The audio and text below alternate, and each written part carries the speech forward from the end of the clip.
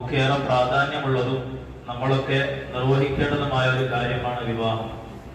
അപ്പോൾ അത് ഇസ്ലാമികപരമായി ആ വിവാഹത്തിന്റെ ചടങ്ങുകളും അതുമായി ബന്ധപ്പെട്ട കാര്യങ്ങളൊക്കെ നടക്കുക എന്നുള്ളത് വിശ്വാസികളായ നമ്മളെ സംബന്ധിച്ചിടത്തോളം വളരെ പ്രധാനപ്പെട്ടതാണ്. യുവാക്കളാണ് ഇതൊക്കെ അറിയേണ്ടത് പ്രത്യേകിച്ചും.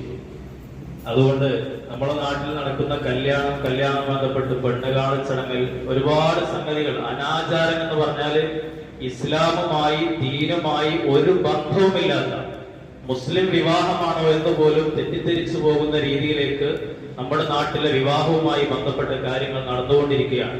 ഏറ്റവും ചുരുങ്ങിയ പറഞ്ഞ ഒരു പെണ്ണുകാണൽ ചടങ്ങിൽ ഇസ്ലാമികപരമായി കല്യാണം കഴിക്കുന്ന ഒരു പുരുഷന്, ഒരു ചെറുപ്പക്കാരനെ, യുവാവിനെ, ആ പെണ്ണിനെ ഒരു വട്ടം പോയി കാണാം. അത് സുന്നത്തായ കാണലാണ്.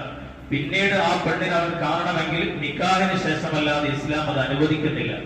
എന്നാൽ ഇന്ന് പറയുന്ന സങ്കടകരെന്ന് പറയട്ടെ, പെണ്ണുപോയി കണ്ട് ആ കല്യാണം ഉറപ്പിച്ച് രണ്ടാമത് സ്ത്രീകൾ മുട്ടായി കൊടുക്കാൻ വേണ്ടി പോകുന്ന ചടങ്ങ് 100-150 ആളുകൾ, ഒരു പവൻ സ്വർണത്തിന് പോലും ഗതിയില്ലാത്ത, വാങ്ങാൻ കഴിയാത്ത ഒരു രക്ഷിതാവ്, ആ പെണ്ണിന്റെ വാപ്പ ആ വീട്ടിലേക്ക് 100-150 ആളുകൾ ഒരു ഹയാവുമില്ലാതെ, ഒരു ലജ്ജയുമില്ലാതെ ഈ പെണ്ണുങ്ങളിങ്ങനെ പോവാണ് വരിവരിയായി മുട്ടായി കൈ പിടിച്ചിട്ട്.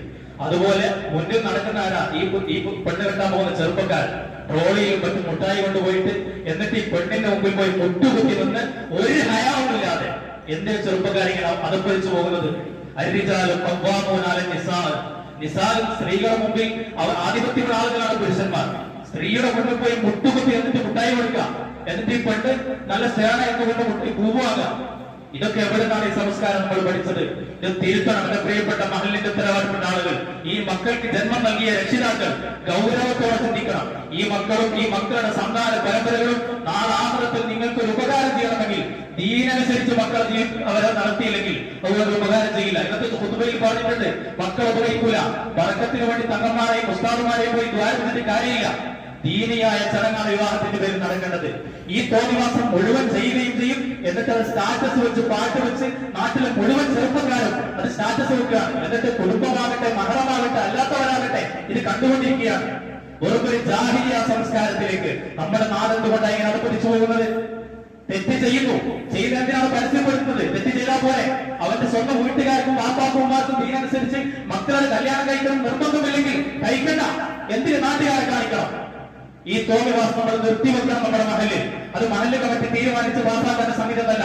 ജന്മം നൽകിയ വാപ്പമാർക്കും ഉമ്മാർക്കും ബോധം വേണം. എന്റെ മകൻ കല്യാണം കഴിക്കുമ്പോ, എന്റെ മകളുടെ കല്യാണം കഴിയുമ്പോ ദീനിയായി മുത്തുനബി സല്ലല്ലാഹു അലൈഹി വസല്ലം തങ്ങൾ ഇഷ്ടപ്പെടുന്ന രീതിയിൽ, റഹ്മത്തിന്റെ മലായികത്തിന്റെ സാന്നിധ്യം ഉണ്ടാകുന്ന രീതിയിൽ, ബറക്കത്തുണ്ടാകുന്ന രീതിയിൽ എന്റെ മകളുടെ വിവാഹം കഴിക്കണം.